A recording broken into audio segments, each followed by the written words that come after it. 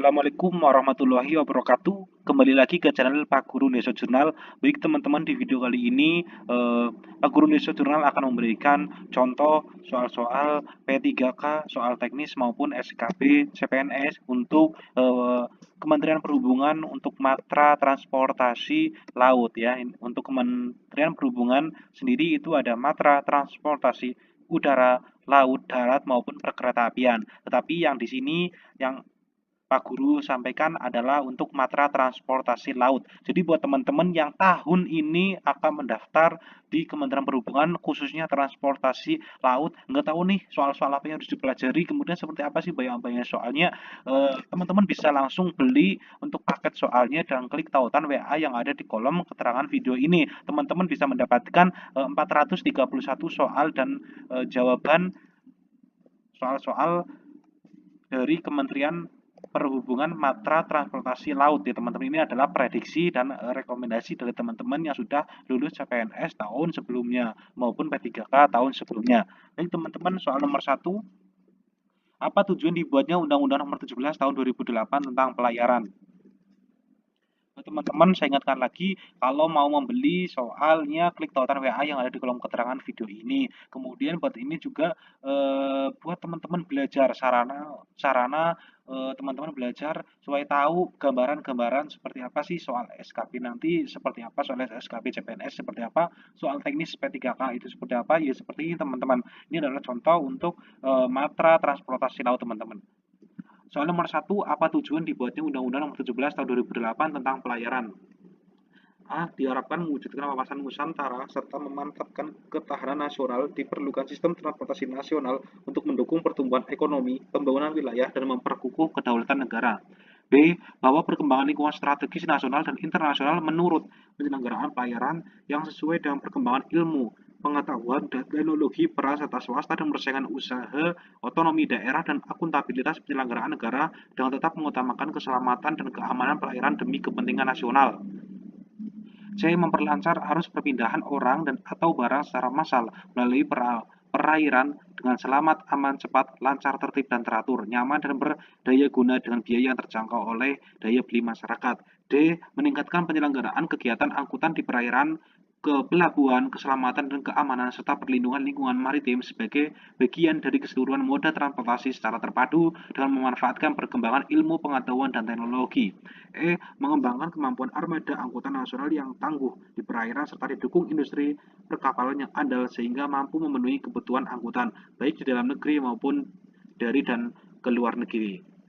Sekali lagi saya tekankan teman-teman, video ini adalah soal-soal prediksi ya teman-teman, prediksi soal SKB CPNS maupun soal teknis P3K dari teman-teman yang sudah lulus dari tahun-tahun sebelumnya. Kemudian ini adalah khusus untuk matra transportasi laut. Jadi teman-teman yang mau mengambil sekiranya formasi apa saja di transportasi laut bisa membeli paket soal ini sebagai referensi untuk belajar. Karena apa? Karena transportasi laut itu adalah gambaran secara umum, otomatis secara umum pun itu akan keluar dan akan yang keluar beberapa soal, kemudian yang didukung adalah didukung oleh materi-materi khusus sesuai jabatan yang akan teman-teman lamar. Oke, baik teman-teman, soal nomor 1 adalah jawabannya A. Undang-undang pelayaran diharapkan mewujudkan wawasan Nusantara serta memantapkan ketahanan nasional, diperlukan sistem transportasi nasional untuk mendukung pertumbuhan ekonomi, pengembangan wilayah, dan memperkukuh kedaulatan negara. Soal nomor 2, Undang-Undang Nomor 17 Tahun 2008 tentang pelayaran ini berlaku bagi siapa saja?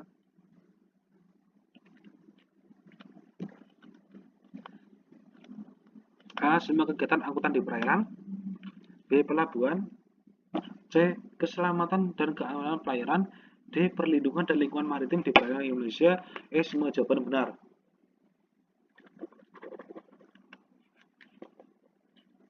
Jawabannya adalah E. Undang-Undang Nomor 17 Tahun 2008 tentang pelayaran ini berlaku bagi siapa saja. Undang-undang ini berlaku untuk semua kegiatan angkutan di perairan, kepelabuhan, keselamatan dan keamanan pelayaran, serta perlindungan lingkungan maritim di perairan Indonesia, semua kapal asing yang berlayar di perairan Indonesia dan semua kapal berbendera Indonesia yang berada di luar perairan Indonesia. Soal nomor 3. satu kesatuan sistem yang terdiri atas angkutan di perairan, pelabuhan, keselamatan dan keamanan, serta perlindungan lingkungan maritim disebut dengan A. Pelayaran, B. Angkutan di perairan, C. Angkutan laut khusus, D. Angkutan laut pelayaran rakyat, E. Pelayaran perintis. Jawabannya adalah A. Pelayaran adalah satu kesatuan sistem yang terdiri atas angkutan di perairan, kepelabuhan, keselamatan dan keamanan, serta perlindungan lingkungan maritim. Kemudian soal nomor 4. Angkutan di perairan adalah A. Satu kesatuan sistem yang terdiri atas angkutan di perairan, kepelabuhan, keselamatan dan keamanan, serta perlindungan lingkungan maritim. B. Kegiatan mengangkut dan atau memindahkan penumpang dan atau barang dengan menggunakan kapal. C. Kegiatan angkutan untuk melayani kepentingan usaha sendiri dalam menunjang usaha pokoknya. D. Usaha rakyat yang bersifat tradisional dan mempunyai karakteristik tersendiri untuk melaksanakan angkutan di perairan dengan menggunakan kapal layar bermotor dan atau kapal motor sederhana berbendera Indonesia dengan ukuran tertentu. E. Pelayaran angkutan di perairan pada trayek-trayek yang ditetapkan oleh pemerintah untuk melayani daerah atau wilayah yang belum atau tidak melayani oleh angkutan perairan karena belum memberikan manfaat komersial. Jawabannya adalah B. Angkutan di perairan adalah kegiatan mengangkut dan atau memindahkan penumpang dan atau barang dengan menggunakan kapal. Soal nomor 5.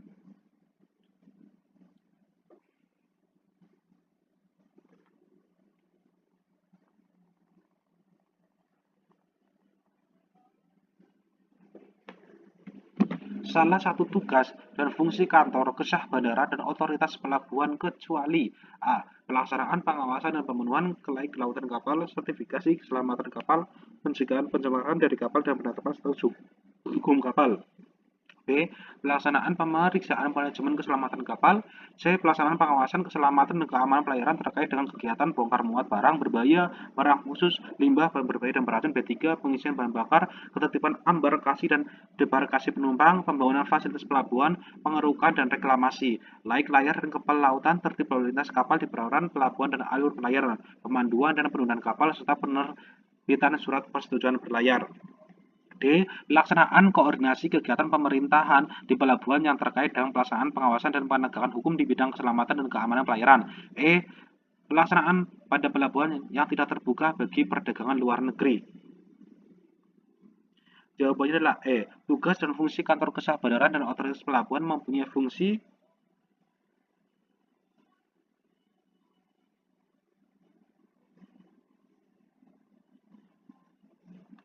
fungsinya adalah pelaksanaan pengawasan dan pemenuhan ke laik lautan kapal, sertifikasi keselamatan kapal, pencegahan pencemaran dari kapal dan penetapan status hukum kapal. B. Pelaksanaan pemeriksaan manajemen keselamatan kapal. C. Pelaksanaan pengawasan keselamatan dan keamanan pelayaran terkait dengan kegiatan bongkar muat barang berbahaya, barang khusus, limbah, bahan berbahaya dan beracun. B3.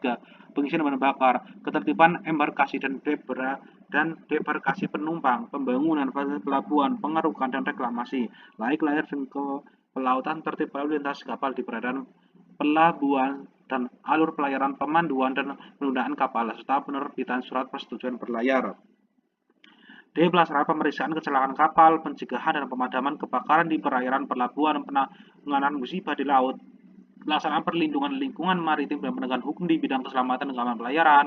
Pelaksanaan koordinasi kegiatan pemerintahan di pelabuhan yang terkait dengan pelaksanaan pengawasan dan penegakan hukum di bidang keselamatan dan keamanan pelayaran. F. Pelaksanaan penyusunan rencana induk pelabuhan, daerah lingkungan kerja dan daerah lingkungan kepentingan pelabuhan, serta pengawasan penggunaannya, pengusulan tarif untuk ditetapkan menteri, pelaksanaan penyediaan, pengaturan dan pengawasan penggunaan lahan, daratan dan perairan pelabuhan, pemeliharaan, penanganan gelombang, kolam pelabuhan, alur pelayaran dan jaringan jalan serta sarana bantu navigasi pelayaran. Pelaksanaan penjaminan dan pemeliharaan kelestarian lingkungan di pelabuhan, keamanan dan ketertiban kelancaran arus barang di pelabuhan.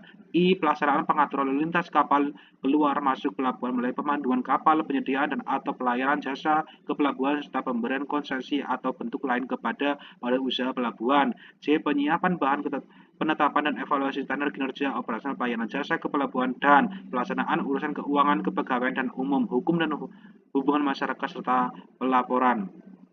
Soal nomor 6. Apakah yang dimaksud dengan kecelakaan kapal menurut pasal 245 Undang-Undang Nomor 17 Tahun 2008 tentang pelayaran? A. Kejadian yang dialami oleh kapal yang dapat mengancam keselamatan kapal dan atau jiwa. B. Kejadian pada laut yang tidak direncanakan seperti halnya pasang surut sehingga lepas landas kapal tidak teridentifikasi. C. Tabrakan antar kapal di tengah laut. D. Kejadian gelombang tinggi sehingga kapal tidak bisa menepi dan akhirnya mengancam jiwa. E. Tabrakan lebih dari 2 kapal di lautan. Soal nomor 6 jawabannya A. Kecelakaan kapal diatur di dalam pasal 245 sampai dengan pasal 249 Undang-Undang nomor 17 tahun 2008 tentang pelayaran. Undang-Undang nomor 17 tahun 2008 tentang pelayaran pasal 245 memberikan definisi mengenai kecelakaan kapal, yakni kejadiannya dialami oleh kapal yang dapat mengancam keselamatan kapal dan atau jiwa. Soal nomor 7.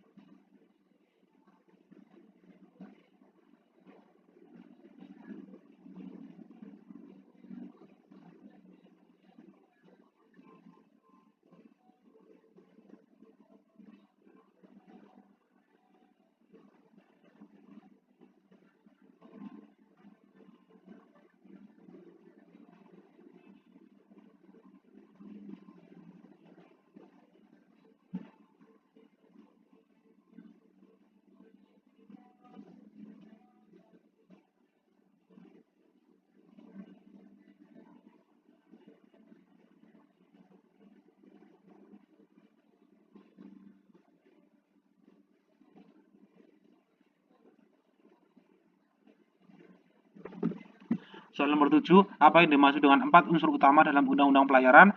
A. Angkutan di perairan, kepelabuhan, keselamatan, dan keamanan pelayaran asas kelautan. B. Angkutan di perairan, kepelabuhan, keselamatan, dan keamanan pelayaran pelayanan transportasi laut. C. Angkutan di perairan, kepelabuhan, keselamatan, dan keamanan pelayaran, serta perlindungan lingkungan maritim.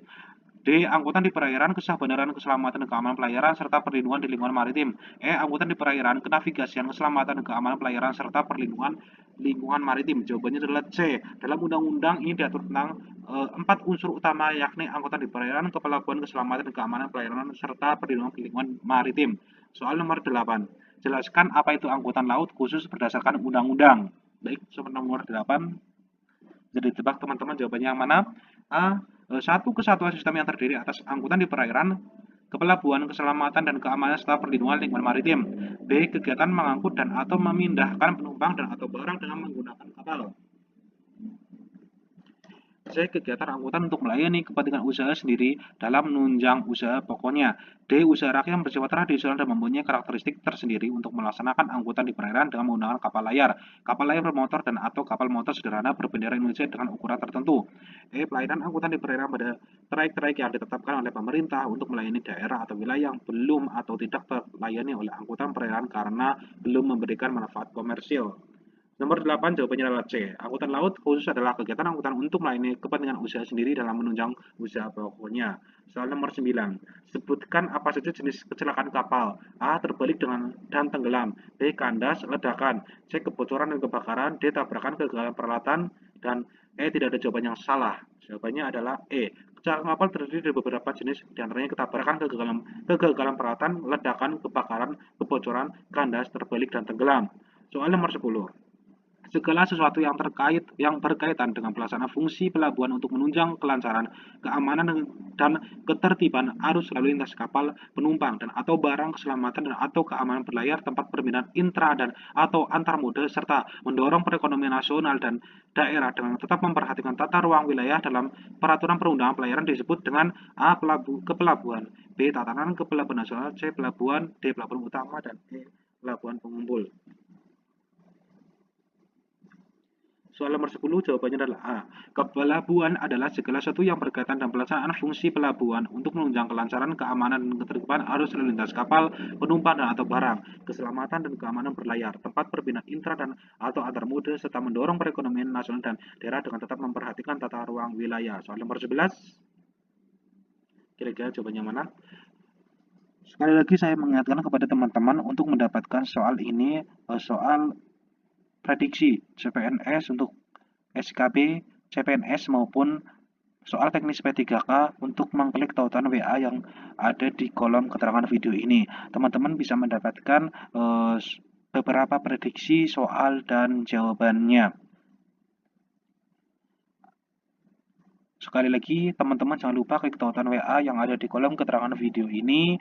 Kemudian teman-teman akan mendapatkan beberapa soal, ratusan soal yang sekiranya bisa membantu ya. Sekali lagi saya menjelaskan sekiranya bisa membantu teman-teman yang tahun ini akan mendaftar CPNS di Kementerian Perhubungan untuk matra perhubungan laut. Kemudian juga buat teman-teman yang mau mendaftar P3K untuk matra perhubungan laut, transportasi laut, teman-teman bingung untuk mencari referensi apa, belajar apa, teman-teman bisa mendapatkannya di sini dengan cara klik tautan WA yang ada di